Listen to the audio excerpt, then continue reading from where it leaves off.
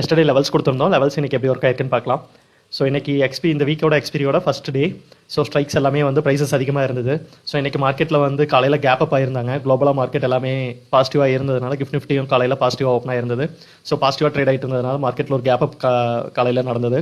So அந்த gap அப்க்கு அப்புறம் கன்யூஸாக market மேலே தான் போச்சு. ஸோ ஃபஸ்ட் ரெசிஸ்டன்ஸ் ஒர்க் ஆனது நீங்கள் பார்த்துருக்கலாம்.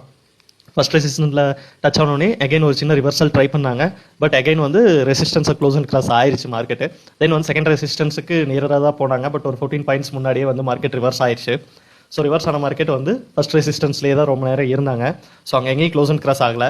தென் வந்து ஃபஸ்ட் ரெசிஸ்டன்ஸை க்ளோஸ் அண்ட் கிராஸ் ஆகும்போது மார்க்கெட் வந்து எப்படி ஆக்டிவேட் ஆயிருக்குன்னு பாருங்கள். மார்க்கெட் வந்து ஃபாஸ்ட்டாக சடனாக ஆக்டிவேட் ஆயிடுச்சு. ஆக்டிவேட் ஆகி நோ ட்ரேட் ஜோனுக்குள்ளே வந்துட்டாங்க. ஸோ அதுவும் பாருங்கள் இன்றைக்கி நல்லாவே ஒர்க் ஆயிருக்கு. ஸோ எந்த இடத்துலையுமே ஃபுல்லாக க்ளோஸ் ஆகலை மார்க்கெட்டு. ஸோ இன்ஸ்டண்ட்டாக இந்த ஒரு இடத்துல மட்டும் க்ளோஸ் ஆச்சு. க்ளோஸ் ஆன இடத்துலையும் அகைன் வந்து மார்க்கெட் மேலே வந்துருச்சு. ஸோ இன்றைக்கி வந்து இந்த ட்ராப்புமே நல்லா தான் ஒர்க் ஆயிருந்தது. ஸோ இந்த ட்ராப் வந்து ஏன் இப்படி ஒர்க் ஆயிருக்கு அப்படின்னா இதை டிசைட் பண்ணுற ஏரியாவாக இருந்துச்சு மார்க்கெட்டை. ஸோ மார்க்கெட்டோட டைரக்ஷன்ஸை டிசைட் பண்ணுற ஏரியாவாக இந்த இடம் இருந்ததுனால தான் இதை ட்ராப்னு சொல்லியிருந்தோம். ஸோ இன்றைக்கும் வந்து டிசைட் ஆகிறதுனால மார்க்கெட் வந்து அப்ஸ் அண்ட் டவுன்ஸ் வந்து இதுக்குள்ளேயே நடந்துகிட்டே இருந்துச்சு. இன்றைக்கான லெவல்ஸ் இப்படி தான் ஒர்க் ஆயிருக்கு. நாளைக்கான லெவல்ஸ் கொடுக்குறேன், நோட் பண்ணிக்கோங்க.